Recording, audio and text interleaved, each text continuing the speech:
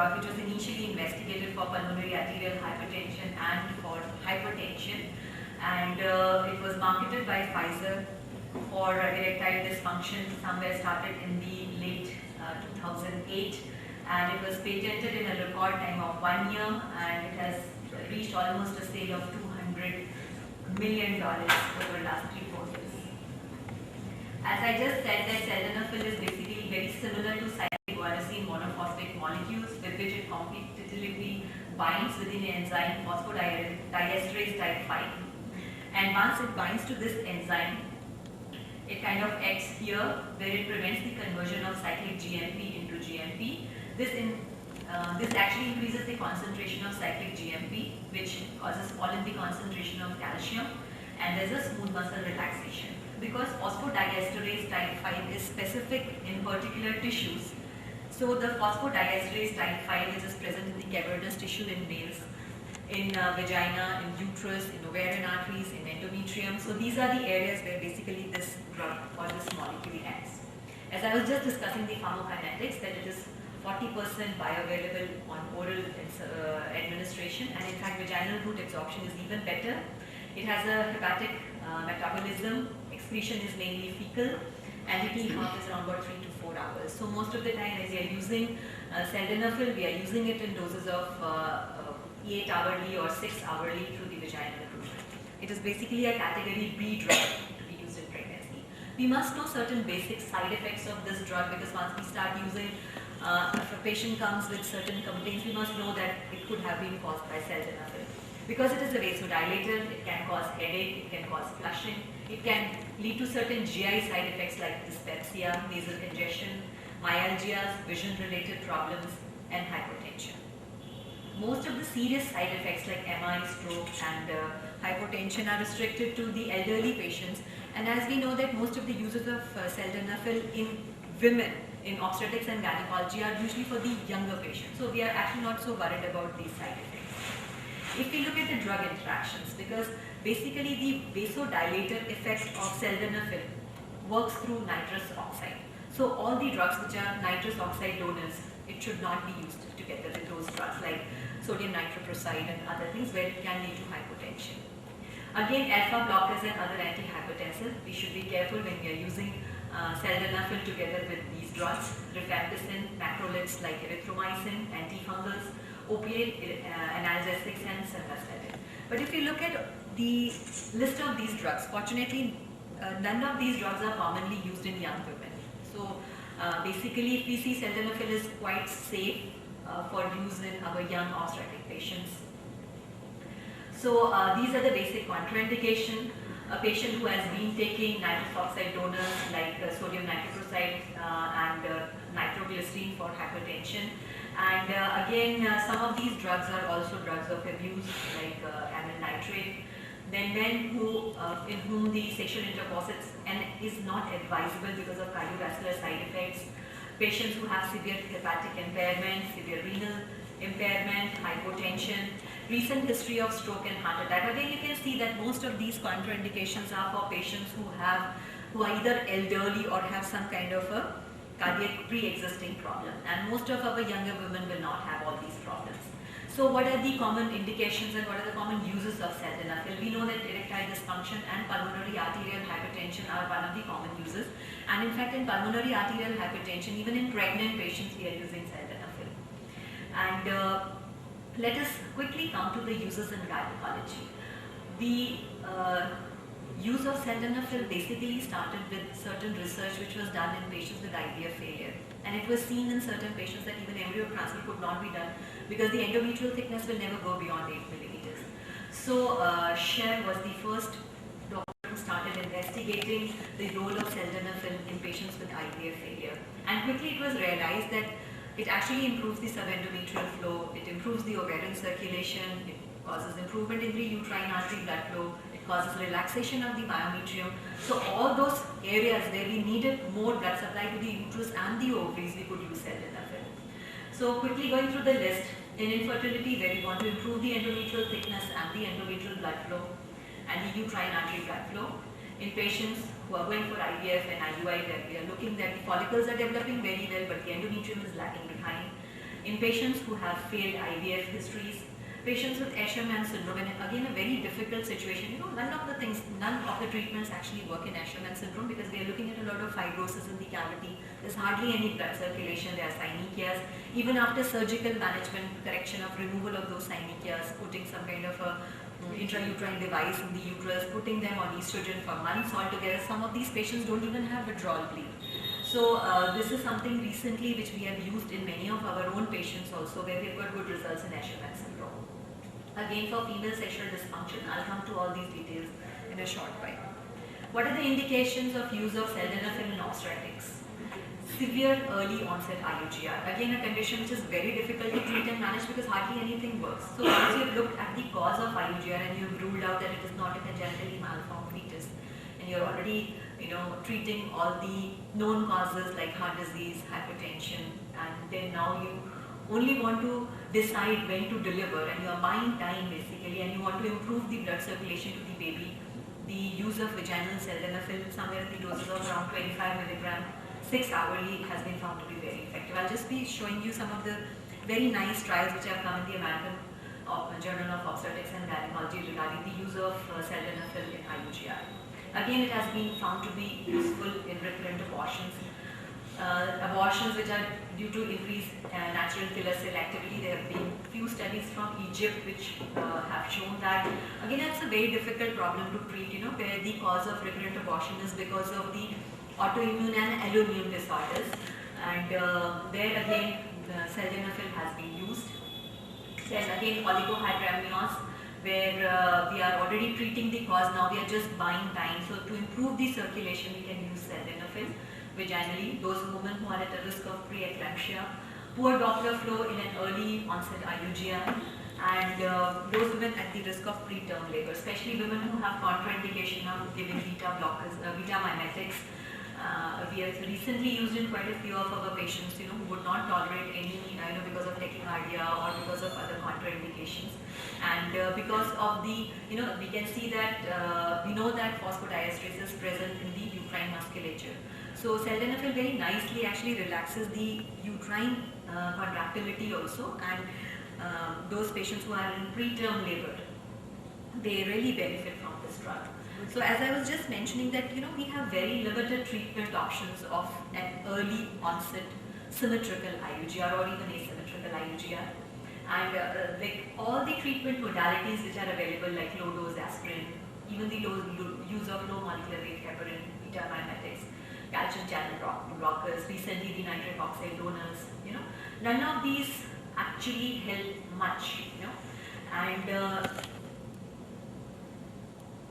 sildenafil basically acts by dilating the myometrial small vessels. This improves the uteroplacental blood flow. This was exactly what we all needed all these years, that there should be some drug which will improve the blood circulation, And this basically is done by increasing the nitrous oxide, which dilates the myometrial blood vessels and improves the uteroplacental circulation. This improves the nutrient supply and oxygenation, and then improves the fetal growth. And the good thing is this, that after the use of sildenafil for so many years, no teratogenicity or any toxicity to the fetus has been reported, and though it is still not approved by FDA for use in IUGR, but it has been now used extensively all over the world for all these indications. So this is the initial approach for the treatment of IUGR, and it benefits the uteroplacental circulation. So this was one of the trials which was published in British Journal of Obstetrics and Gynecology, and I'll just show you this chart here, and we can see that these are the patients who are sildenafil naive, that is, they were not given sildenafil, and these are the patients who were started sildenafil the day the IUGR was diagnosed, and it was continued till the day of delivery. 25 milligram vaginal tablet was used 6 hourly, and we can see that there is a significant improvement in the abdominal circumference. And again, there is improvement in the survival rate. The p-value is statistically significant, almost a double of improvement in the survival rate because of the improvement in the uteroplacental circulation, improving the fetal blood supply, improving the fetal blood rate, the body weight, and buying us time, giving us time. There are patients where we are already looking at a the very poor Doppler parameters are somewhere around 27 weeks, and we really want that if we can pull the pregnancy maybe around 32 weeks, the chances of survival will be much better. So those are the patients where I see that sildenafil really helps, that we are just hoping that next Doppler does not show a reversal of the flow or an absent diastolic flow where you're already thinking now I'll have to deliver the baby. So in improving the fetal weight, in improving the fetal hypoxia, this is the area where sildenafil has been helping. And as I just mentioned that no adverse fetal outcome has been reported in pregnant women receiving sildenafil even late in their pregnancies, and no deleterious effect on the mother and the offspring has been seen. This was again another study which was published in the American Journal of Obstetrics and Gynecology by Suzanne and Miller, which again showed that there was a significant improvement in the uterine blood flow. Now there have been studies, because see, I never like to present a data which is only one-sided. Whenever I'm doing a research about any drug, I always try to look at these studies which actually did not find any benefit of that particular drug in that particular indication. So this was another very nicely done study which I found, and the study design was actually a fetal sheep model, and they tried to create an IUGR kind of a condition by doing a single umbilical artery ligation, and what they found was that there was no improvement in the IUGR in the sheep model, and they actually found that when they used sildenafil in this particular study called fetal tachycardia and hypotension, and they actually also found maternal hypotension and actually recommended that sildenafil should not be used in growth restricted fetuses. Okay. Now, what I also went into the details to find out that what was the explanation by the authors that why this discrepancy was seen, and when they were like around about 50 studies which were showing that there was improvement, how come their study actually found that there was deterioration in the uteroplacental blood flow? That see, towards the end of pregnancy, the vascular bed is maximally already dilated.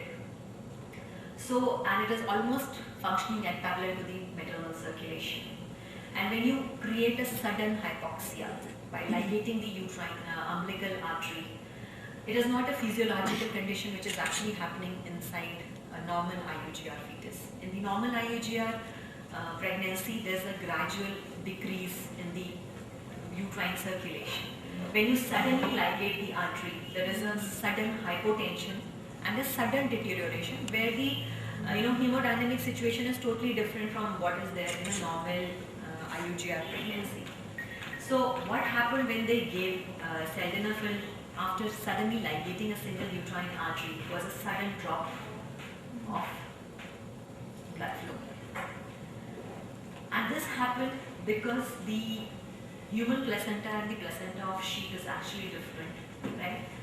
This is basically an experimental bolus dose of sildenafil was given, right?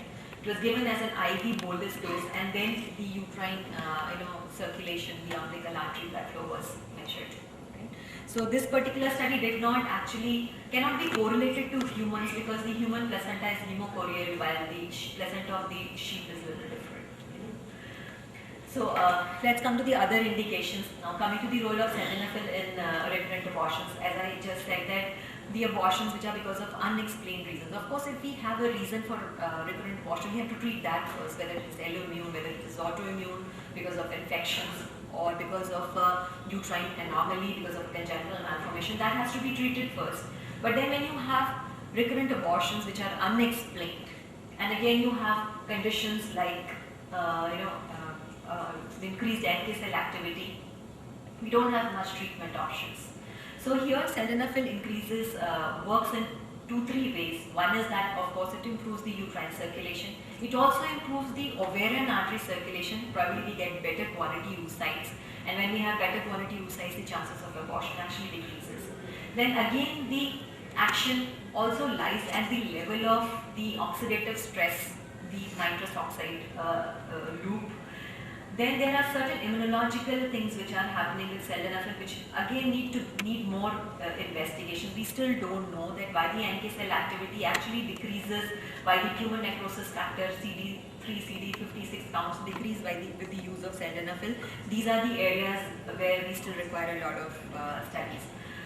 Okay, like as we know that this was one of the studies which was done in Egypt. Again, a very nice study where it was seen that though we know that the peripheral NK cell and the NK cells which we find in the uterine vessels or in the placental bed are little different, but still we cannot measure the NK cells at the placental blood vessel.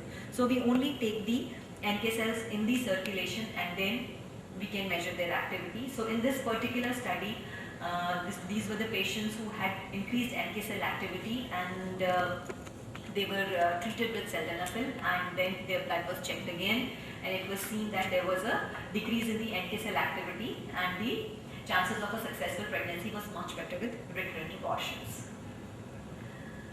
Okay, again for unexplained abortions, fine.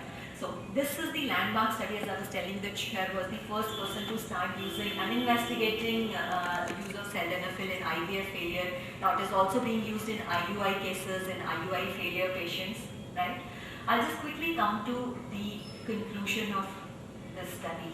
Right? As I was telling you that how basically sildenafil works in patients with assisted reproductive techniques is by improving the uterine artery blood flow, improving the endometrial thickness, increasing the embryo implantation rates, and of course by improving the ovarian artery blood supply and getting better quality size.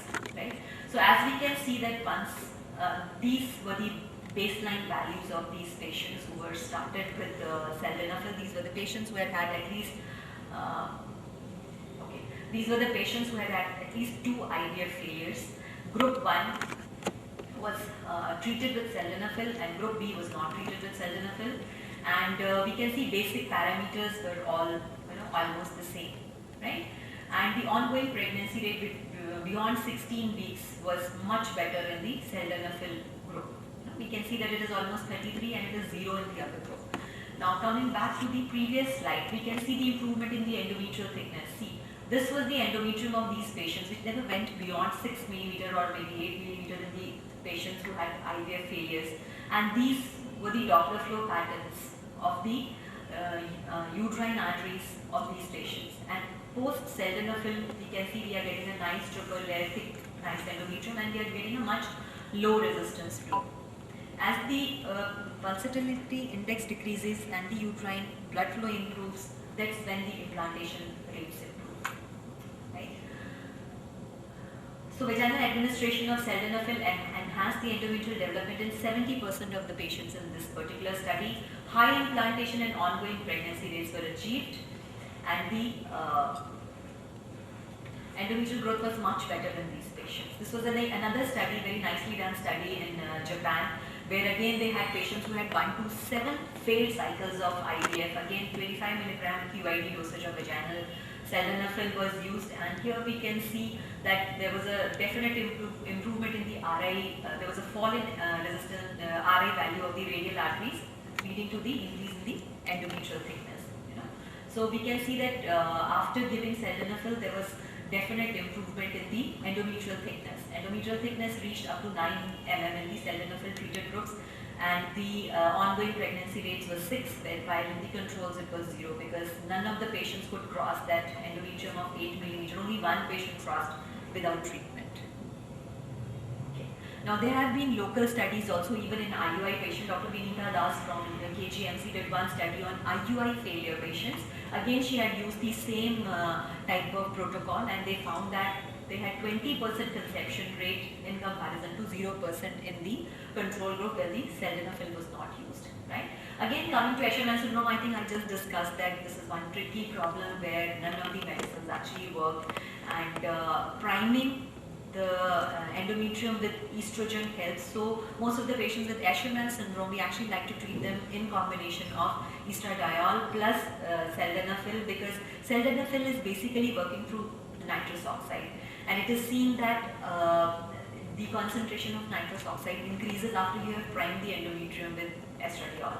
So probably the combination of oral estradiol in a graduating dose and vaginal sildenafil will improve the endometrial thickness.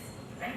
Now again, coming to this particular study where it was seen that none of these drugs worked in combination, and again when I tried to find out that what was the inference that why it didn't work in certain patients, it was seen that patients who actually have problem of endometritis and where the endometrium is totally destroyed or where there's a lot of fibrosis, those are the patients which may not even respond to these particular drugs. And then there are patients who have, inherent pathway disorders of NOS donors, nitrous oxide activation pathway is defective, right? There is a problem at the receptor level. Those are the patients which may not respond, like, as we are understanding the pharmacokinetics of the drugs much better now. We know that now why certain drugs don't work in certain patients. And same goes for sildenafil, that in certain patients which are non-responders, the reason is because of the impaired response at the signaling level of the cyclic GMP, right? Because this particular drug is working at this particular signal pathway. So if you have a patient who has probably an inherent genetic signaling defect at this level, sildenafil is not going to help. Now again, coming to female sexual dysfunction, a very common underdiagnosed, underreported, less discussed and very little treated in our country. And these are the patients who could be having orgasmic disorders. They could be perimenopausal or postmenopausal women who have problems like dyspareunia, vaginismus. And again here, vaginal blood flow improvement gives a lot of relief. In these patients, usually we give them 100 milligrams of oral sildenafil because vaginally it is difficult just before intercourse to use sildenafil, and it can then get absorbed into the male partner also. So here are the patients where we are using oral sildenafil in a dose of 100 milligrams in the female sexual dysfunctions. So a lot of studies have come, especially in diabetic patients, because they have a problem at the neurological level. Sometimes, we are getting so many diabetic women who are so young, even in their 30s, and they come with problems of female sexual dysfunction. And in diabetic patients, there's a problem of the clitoral blood flow. And these are the women who get really help with the use of this 100 milligram dose of sildenafil. Again, in postmenopausal women, it is improved. It is seen to improve the blood flow to the clitoris, to the vagina, and thus improving the both symptoms of dyspareunia in surgical and natural menopause. Right? So, what I feel is this, that sildenafil has been is a very useful drug for the gynecologist, especially in problems where we have very little treatment options. It is safe, it is effective, it is cheap, it is readily available, and the treatment is, the regimens are simple. The treatment does not require too much of monitoring, and it is easier for the patient to take, unlike, probably sometimes when you ask a patient to take heparin, low molecular weight heparin injections almost daily or even twice daily, the compliance and monitoring becomes an issue, finance becomes an issue, and we have ever increasing indication of sildenafil because we actually now have a drug which is so specific to uterine artery, so specific to ovarian artery, so specific to improving the blood flow to the uterus, to the endometrium, that I'm sure in the coming years we are going to have a lot of newer indication of sildenafil. Thank you so much. I think we'll quickly go to endometrial thickening. When should we start it in the cycle and till when? See, there are two ways to start sildenafil in patients of problems with endometrium. One is that you know from your previous cycle that this patient will require sildenafil. In those patients, the day they stop bleeding, from day 3 we give them vaginal sildenafil, which is then continued till the day of HCG, right? Or till the day, say suppose you're not stimulating that patient, you just want to improve her endometrial thickness, or you have just given her clomiphene or whatever, or even if it is a natural cycle. So till the day the follicle ruptures, and then you start telling her to keep contact for conception. You started from day 3 times daily vaginal tablet and continue till the day either you give HCG or the rupture occurs, right? Now say suppose there is a patient where you've already stimulated this patient, and somewhere in the middle of your follicular monitoring you feel that, no my god, my follicles are developing very well, but my endometrium is lagging behind. Now you have two options. One is that you add an antagonist to decrease the growth of your follicles.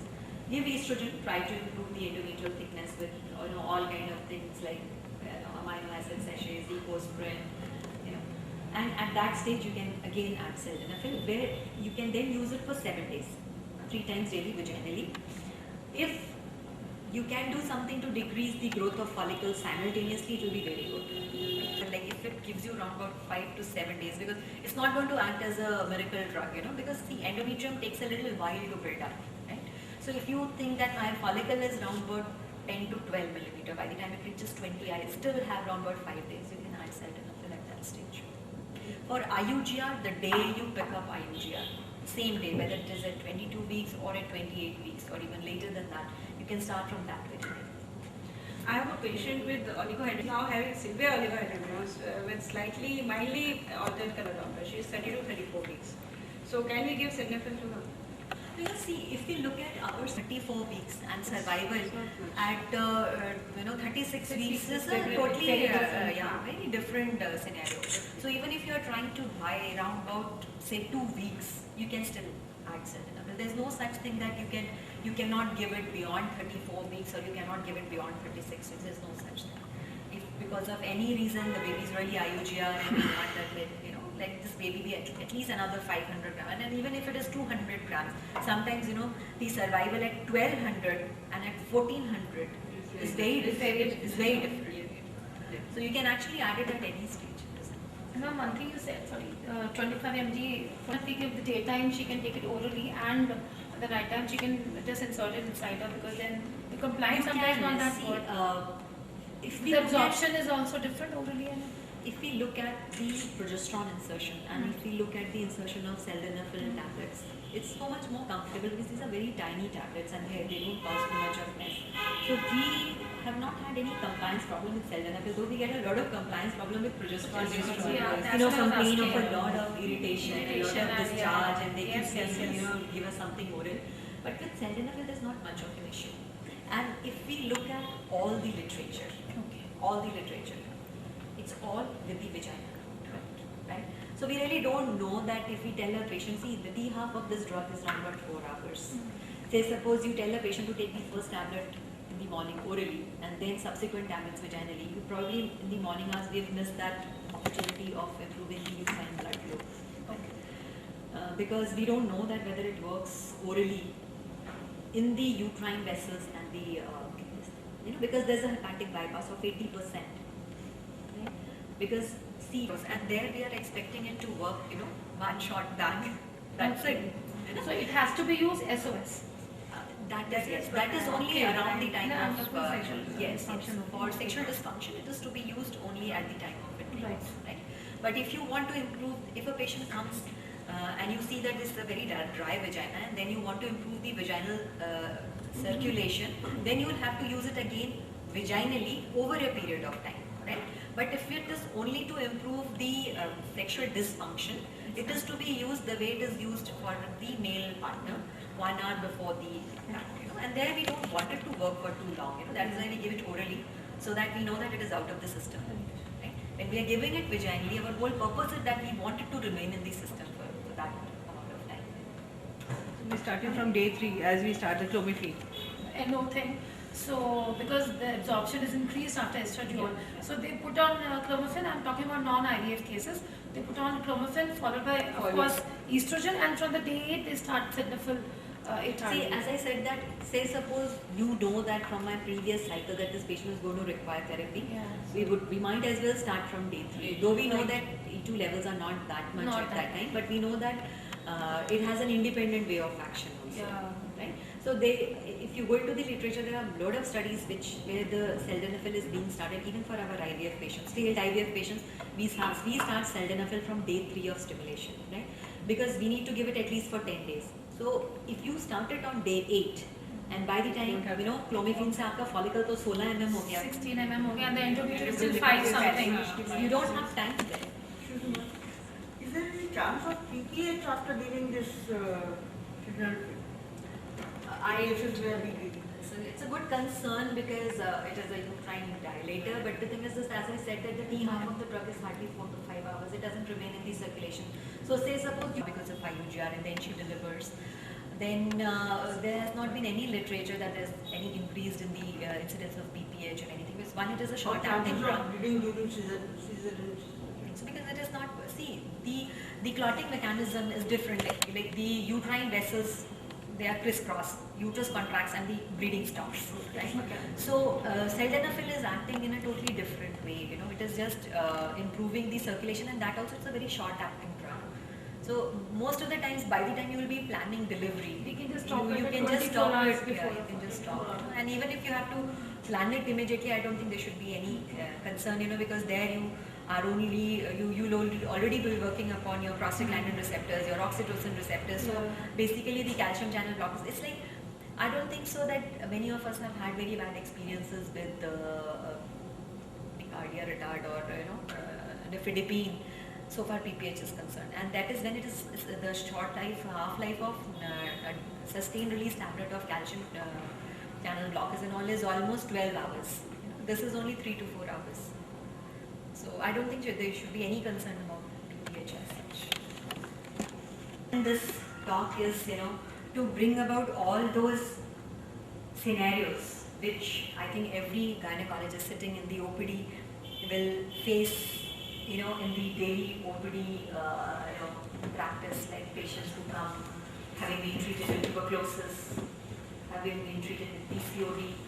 So I've seen that, UPT is positive or the density is positive, but whenever you do an ultrasound, you don't see anything. Inflammation failures, you see tubal blocks, you see hydrocephalus, you see recurrent endometriosis. The patient comes that your own operated patient, your own treated patient just 6 months back you did a laparoscopy and she comes back again with the cyst. Patient, just married 3-4 months back, and then, mother-in-law says that I don't think she's ever had periods. She claims that no, I've been getting periods, just that now it is this. And young patients with premature ovarian failure, and of course patients where you do an ultrasound and you get worried that, oh, I'm seeing 20 follicles, because we are having an epidemic of PCOD now. Like probably every second patient of infertility you scan, you see she's PCO, whether she's a thin PCO or she's an obese PCO, she's hypoestrogenic, she's hyperestrogenic, she could be anything, but she's somehow PCO. So a quarter of all couples might experience delay in achieving pregnancy. Only 50% of these actually seek medical advice right in time. Same way, because of delaying age of marriage, the definition of infertility is again changing. It's not that now you're going to wait for 1 year before you investigate a 35-year-old, engineer from your IIT Roorkee come for, concern about fertility. And is infertility really increasing? It is, because of so much of environmental pollution. In India, we have so much of food additives. We have radiation towers in probably every locality where even we are living. And again, infertility treatment is not something which is totally, free from side effect and complications. So I'll come to endometriosis first, because this is probably the commonest problem which we see in infertility patients. This is one of the most common gynae disorder, which probably every woman is at risk of suffering in her own lifetime. We still don't know exactly what is the mechanism, what is the reason why someone gets endometriosis. It could be immunological, it could be autoimmune, it could be hormonal, or it could be anatomical defect, or as we just simply put it, that there is a problem in the contractility of the tubes and the uterus, because of which there's there's an influx of the menstrual blood. There are abnormal implants which cause endometriosis. It is seen that almost 25 to 45% of our patients will have recurrence of pain within 1 year of treatment. So when you have a patient who walks in with endometriosis, these statistics actually help you to counsel the patient, because when you have told her this and when she has these problems again, she's not going to turn back and say, Dr. Babhi, to 1 saal bhi nahi hua treatment hue, and almost 10 to 15% will have a ultrasound diagnosed recurrence of the disease. That means probably a small endometrioma or an adenomyotic looking uterus within 1 year of whatever kind of treatment you have done, whether you have done a cystectomy, you've done a fenestration, or you've done a medical treatment, right? So what would be the causes of the failure of these medical and surgical treatment? For medical treatment, probably we don't actually suppress the estrogen which is being produced from other sources. Most of the drugs, whether it is dinazole, GnRH analogs, whatever we are giving, we give thinking that we are blocking the estrogen, which is which is the supplement or the food for the endometriotic implants. But what we forget is that most of these drugs only stop the synthesis of estrogen from the ovary. But estrogen is also coming in the body from a lot of other sources.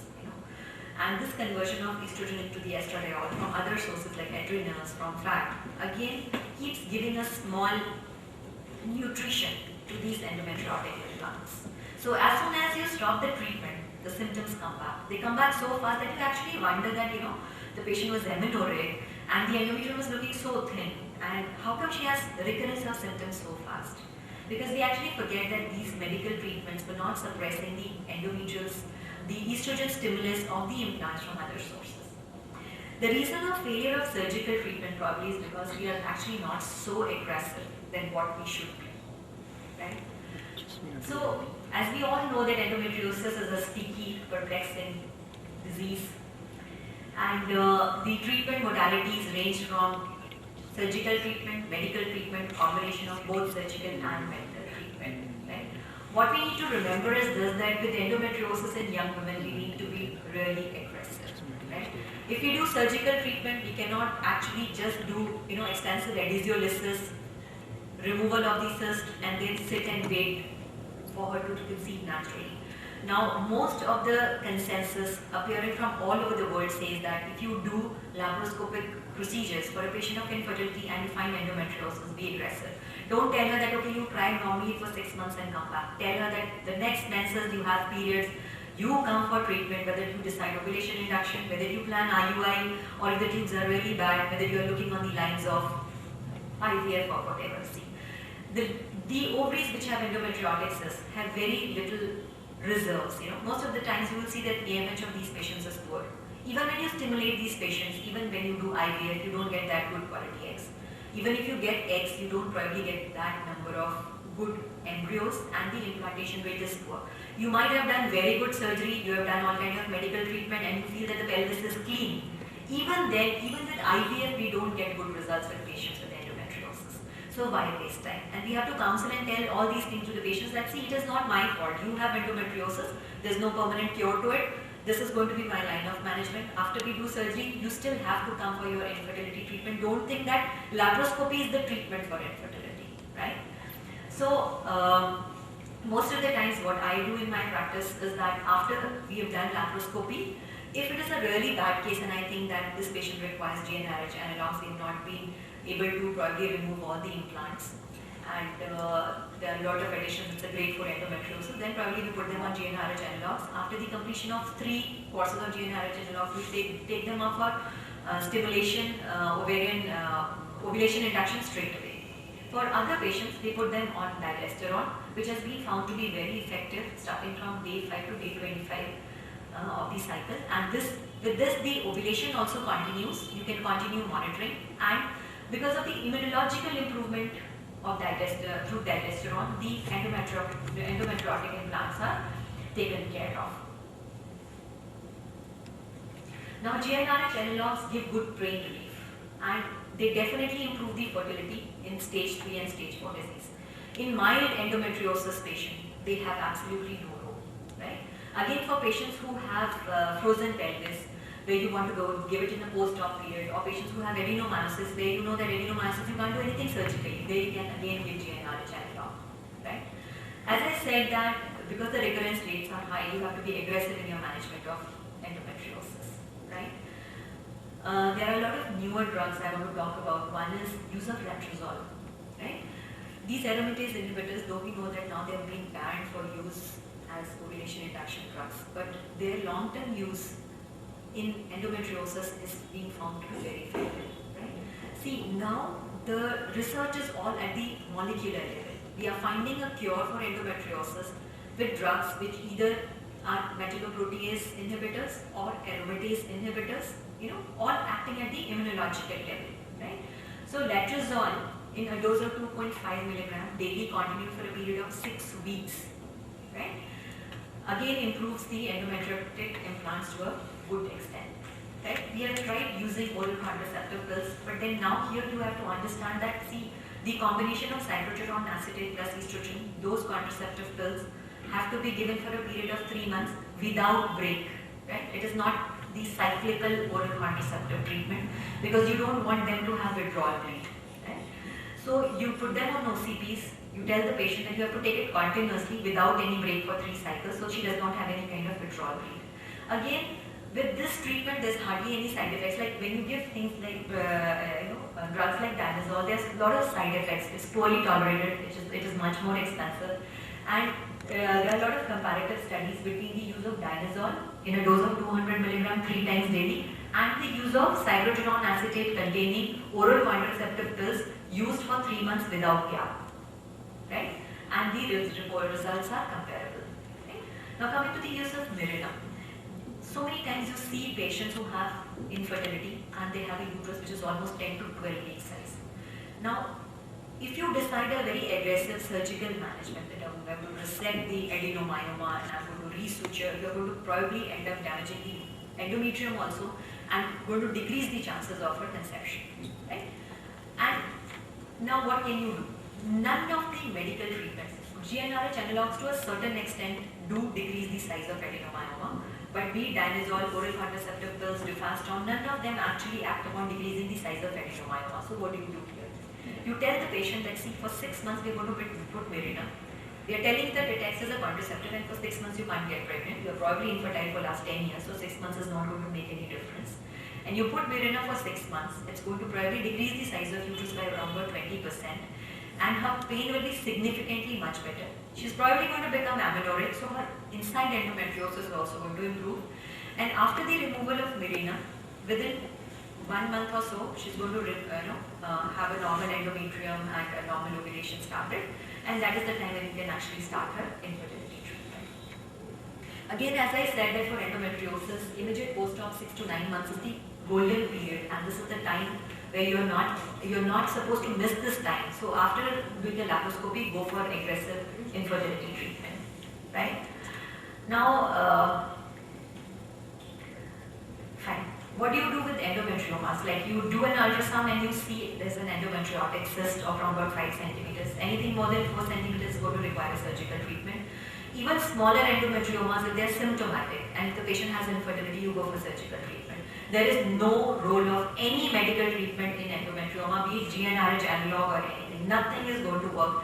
It is a thick cystic wall, it is avascular, there's not going to be any penetration of drug anywhere. So you go for surgical management. Definitely excision of the endometrioma is much better than drainage and fenestration. And try to do minimum damage to the ovary. We have seen that the residual functional ovarian stroma after the removal of endometrioma is as it is less. As I am telling you that the AMH of these patients is already low, right? So when you are trying to be aggressive in your surgery, you have to weigh somewhere that you actually leave some amount of ovarian stroma for the ovulation induction on a later date, right? So these patients as it is have poor ovarian reserves, so try to conserve the blood circulation of the ovary. Do not cauterize it left, right and center. Try to use an energy source which causes much less damage. You can actually resort to more of suturing and less of cautery work, and try to actually avoid too much of suturing and cautery, both the things. When you are coming near the hilum of the ovary, it is much better that you can actually leave the little bit capsule or the cyst wall instead of trying to remove the cyst wall and then ending up with bleeding near the hilum and then cauterizing and then spoiling all the blood supply of the ovary. And in AMH, which was 2 around about a month back, after surgery it will drop to probably less than 1. Most of these women will be already around the age of 35 with borderline ovarian reserves. So whatever little ovarian reserves they have, you have to try and conserve those. Right? Now, patients who have deep infiltrating endometriosis and endometrioma, they also have a cumulative pregnancy rate of around about 60%. Right? And if they don't conceive, it is best that they should go for IVF. What if a patient comes to you and she says that, doctor, I'm in any case going for IVF, why do I still need to remove this endometrioma? Because it is seen that there are a lot of toxins in this endometriotic fluid, and if you remove the cyst pre-IVF, it actually gives you much better results. Whether you are doing an ultrasound guided aspiration like we do through a transvaginal probe, or best is to go for a laparoscopy. Now these are some very small points which I think all of you are going to appreciate, that these small little points, how they can really help you to improve the care of endometriosis during surgery. Endometriosis is one disease where what time you do your laparoscopy really matters a lot. Even for for any other indication, even if you say that okay, for cannulation best is to go for post-menstrual phase because you can see the cord move well. But for endometriosis, it is really important what time you perform your surgery, right? We have to remember that if you have a clean peritoneum and you put menstrual blood over there, it's not going to get stuck anywhere. These are the peritoneal defects which actually cause adherence of these abnormal endometriotic implants. So basically we know that now the root cause of endometriosis is the peritoneal defects, right? Now say suppose I do a laparoscopy and I try to remove aggressively all the endometriotic implants, I do cautery, I do burning, this, that, everything, and I do it somewhere in the proliferative phase or in the late follicular stage. And I feel that I've done a very good job, I've done everything. During my procedure, I've definitely created more peritoneal defects, right? And within 15 days, this patient is again going to bleed and all that influx of endometrium is going to get stuck in all these peritoneal defects which I have created, right? So there are studies which actually say that there is around about a 15% difference in the recurrence of endometriosis depending upon the time of the cycle where you performed your surgery. So the best time is to do it in the early follicular phase. Immediately post-menstrual is the time when you should do the laparoscopic surgery for a endometriosis patient, so that you give her a nice 21 days for those peritoneal defects which you had created to actually, to recover from they should get healed before she gets her next menses. Now in case you feel that you have really done extensive surgery, then you must try that she does not get her periods.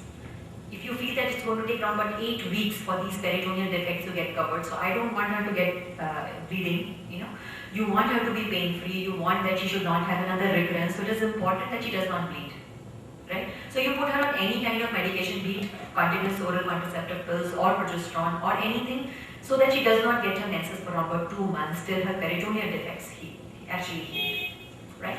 Again, use of methylene blue. This was one very nice study which was presented in ASHRAE, I think 2 years back, and I was really impressed with that person who did this study. And they actually showed that, see, when you put methylene blue, and we have all seen it, it's just that we never actually bother to report and document these things. When you put methylene blue, those little peritoneal defects actually become, visible in a much better way, right? Though in endoscopy, we already know that we are seeing things under magnification. But so many times there are endometriotic implants which you cannot see. But when you put methylene blue, right? So say suppose you have a patient of endometriosis where you think that, okay, I'm just doing a cyst resection, her HSG shows bilateral patent tubes. There's no need, there's no reason for me to do a tube test, but you still do a tube test because you want the whole pelvis to be painted with methylene blue. In fact, what they did in that particular study was that instead of putting methylene blue through the HSG cannula, they actually brushed the whole pelvis with methylene blue by the normal irrigation cannula, right?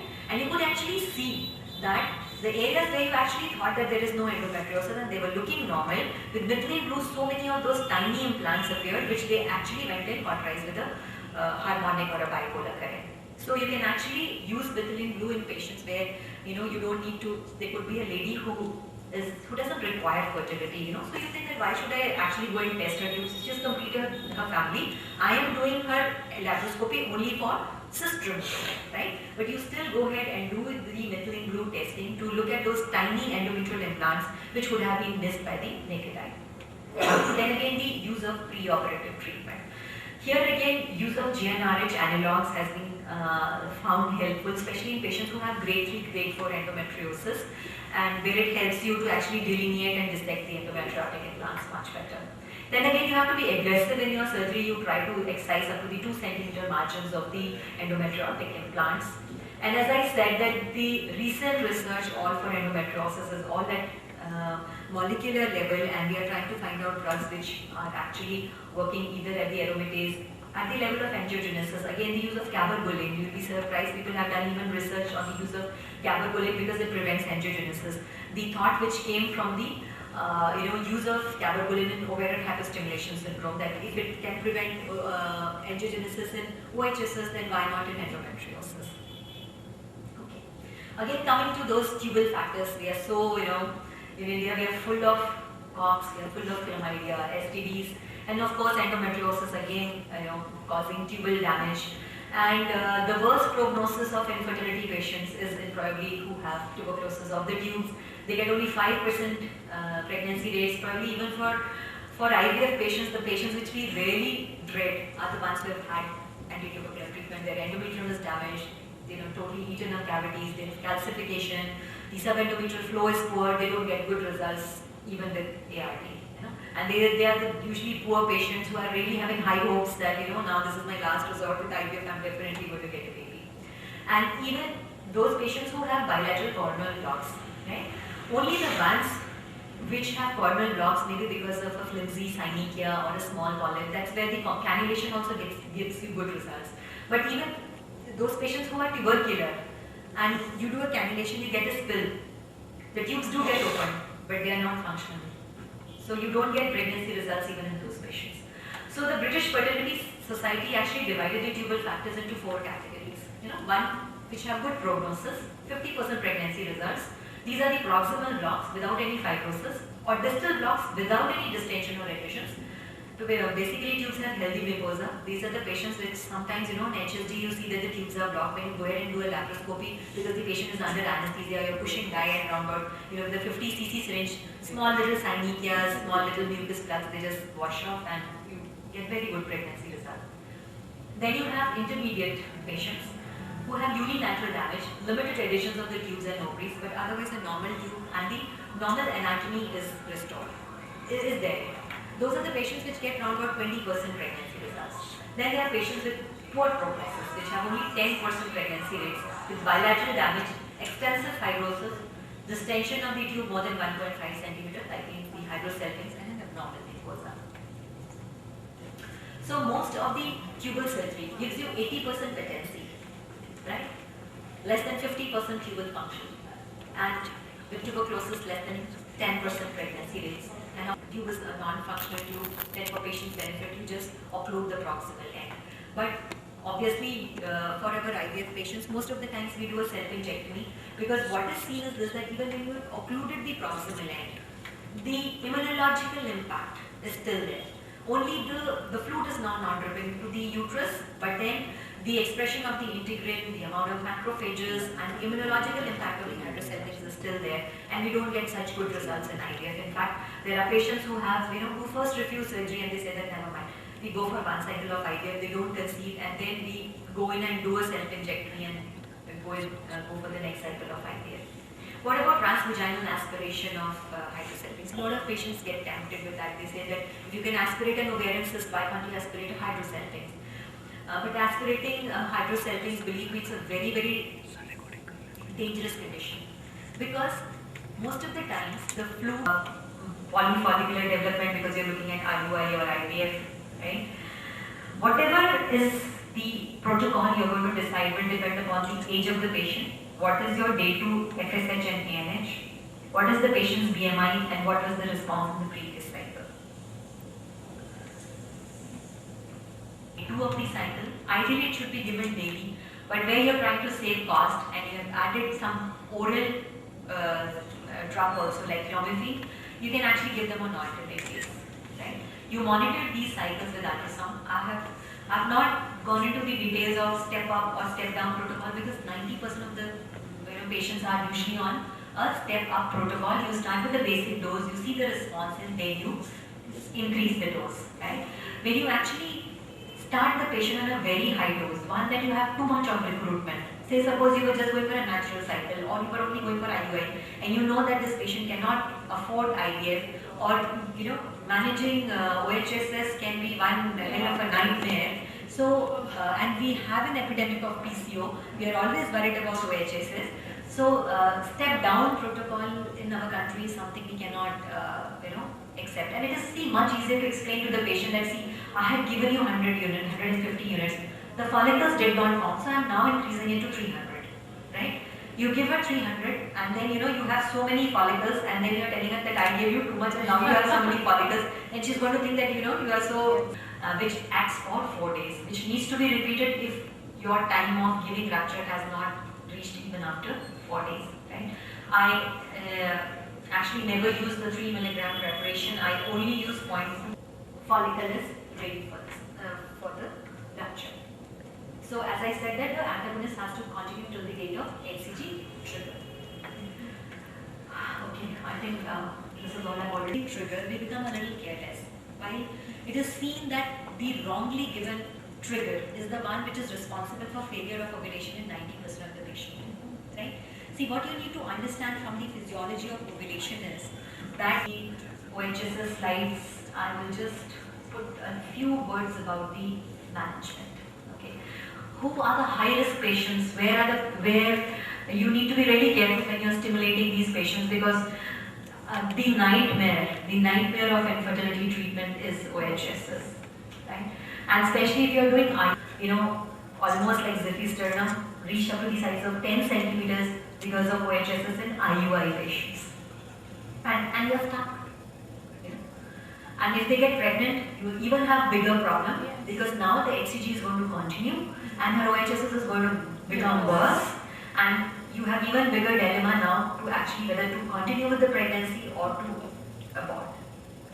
So if you have a young, thin PCO, already the antral follicle count is more than 10, or when you are stimulating, you see follicles on both sides, 10 follicles. The E2 level has already crossed 3000 picograms per ml. You had actually down-regulated this patient, right? Or you had used a prolonged high stimulation and the patient has become pregnant, and unfortunately you were also using HCG for luteal phase support, then you have to be prepared for a bad OHSS. As a protocol, we have totally stopped using HCG for luteal phase support. If we ever see patients with follicles, like little more follicles, in my practice, anything more than 4 follicles on either side, problem does not start. So it's better to be safe. Why get into that hassle? There are patients who get into very bad OHSS with only 4 HCG trigger. You can actually give much lower dose of HCG. And best is to use an agonist, right? Then again we do something called posting. Say suppose you see that the follicles are around about 16 mm and the E2 levels are very high. Cabergoline is only for primary OHSS. As you all must be knowing, OHSS is of 2 types. One occurs within 4 to 5 days of giving HCG trigger, and the second one occurs somewhere around day 12, day 13, when the patient has actually conceived and her endogenous HCG levels are increasing. Their cabergoline